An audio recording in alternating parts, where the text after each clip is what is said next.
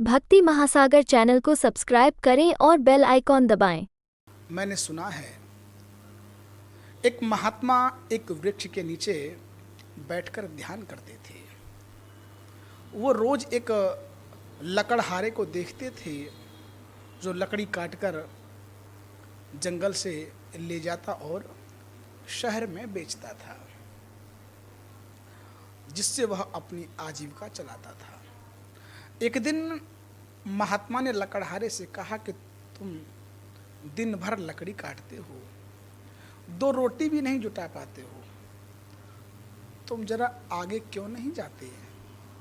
वहां आगे चंदन का जंगल है, एक दिन काट लेगा, 7 दिन के खाने के लिए व्यवस्था हो जाएगी। गरीब लकड़हारा, उसको विश्वास नहीं हुआ, क्योंकि वह सोचता था कि जंगल को जितना मैं जानता हूँ उतना और कौन जानता होगा।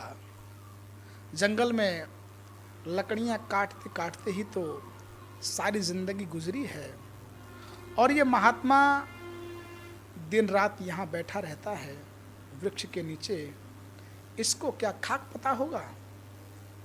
मानने का मन तो खैर नहीं हुआ, क्योंकि इंसान का स्वभाव होता है, लेकिन फिर भी सोचा क्या हर्ज है, कौन जाने ठीक ही कहता हो, फिर झूठ कहेगा भी क्यों। मस्त महात्मा, शांत महात्मा मालूम पड़ता है। इससे पहले कभी कुछ कहा भी नहीं, चलो एक बार प्रयोग करके देख लेते हैं।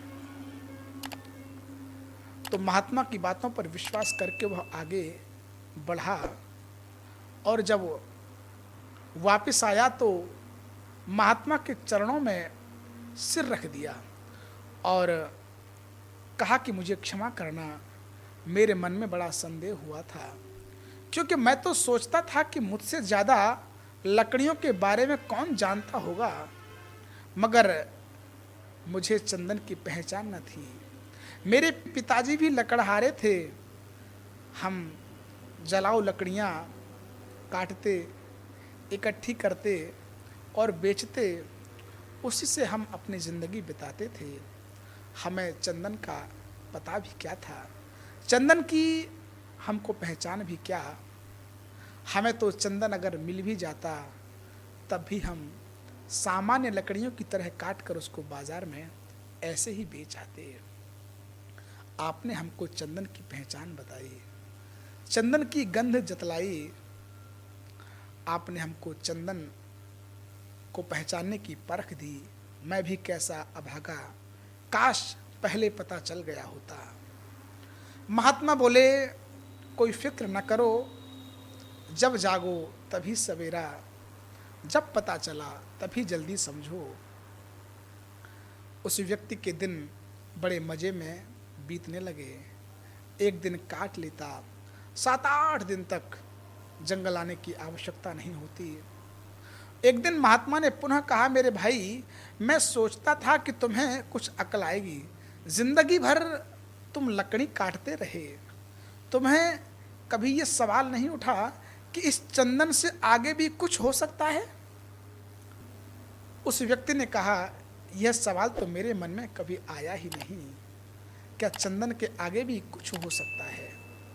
उस महात्मा ने कहा कि चंदन के जरा आगे जाओ तो वहां चांदी की खदान है, लकड़ी काटना छोड़ो, एक दिन ले आओगे, 2-4-6 महीने आराम से कट जाएंगे। अब वो महात्मा की बात पर तो भरोसा करने लगा था, बिना संदेह किए चांदी पर हाथ लग गया तो कहना ही क्या, चांदी ही चांदी हो गई। एक बार ले आता, 4-6 महीने बड़े आराम से कट जाते। लेकिन आदमी का जो मन है ना, बड़ा मूढ़ है, फिर भी उसके मन में यह ख्याल नहीं आया कि उसके आगे भी कुछ हो सकता है। फिर उस महात्मा ने एक दिन उस व्यक्ति से कहा कि तुम कभी जागोगे कि नहीं, कि मुझे ही तुमको हमेशा जगाना पड़ेगा? अरे मूर्ख, आगे सोने की खदान है, तुझे कुछ अपनी तरफ से सवाल जिज्ञासा कुछ उठती नहीं है? जरा आगे चल के और देख, वहां सोने की खदान है। अब 6 महीने तक मस्त पड़ा रहता है, घर में कुछ काम भी नहीं है, फुर्सत ही फुर्सत है। जरा जंगल में आगे देखने का ख्याल तो कर, क्या तेरे मन में ये ख्याल कभी नहीं आता?